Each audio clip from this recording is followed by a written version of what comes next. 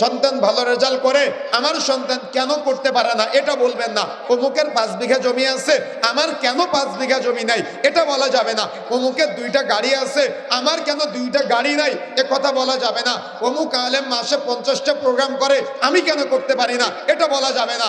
অমুক দাঈ তিনি অমুক জায়গায় বহু জায়গায় দাওয়াতি কাজ করে, আমি কেন করতে পারলাম না এটা বলা যাবে না। অমুক ডাক্তারের অনেক বেশি রোগী, আমার কেন নাই এটা বলা যাবে না। অমুক দেখা যাচ্ছে গাড়ি চালক, অমুক গাড়ির অনেক প্যাসেঞ্জার, কিন্তু আমার কেন প্যাসেঞ্জার কম এটা বলা যাবে না। অমুকের দেখা যাচ্ছে খেতে ভালো ফসল হয়, আমার কেন হয় না এটা বলা যাবে না। কি বলতে হবে জানেন? আল্লাহ তুমি তার জমিতে ভালো ফসল দিয়েছো, তুমি আমারও ভালো ফসল দিও।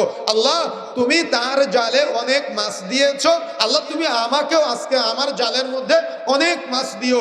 আল্লাহ তার সন্তান ভালো রেজাল্ট করেছে, তুমি আমার সন্তানকেও ভালো রেজাল্ট করা তৌফিক দিও। আল্লাহ তার দোকানে বেশি বিক্রয় হয়, তুমি আমার দোকানেও বেশি বিক্রয় করা তৌফিক দান করিও।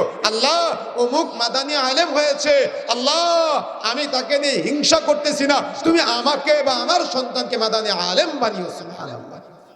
অমুক মাদানী আলেম আমি কেন হতে পারলাম না এটা নিয়ে হিংসা করা যাবে না। চাইতে হবে আল্লাহর কাছে, ঈর্ষা করতে পারেন যে আল্লাহ অমুকে সৌদি আরবে পড়াশোনা করার সুযোগ পেয়েছে, তুমি আমার সন্তানকে কবুল করিও। এটা না করে আপনি অমুকের বিরুদ্ধে দিন রাত 24 ঘন্টা লেগে আছেন, এটা উচিত না।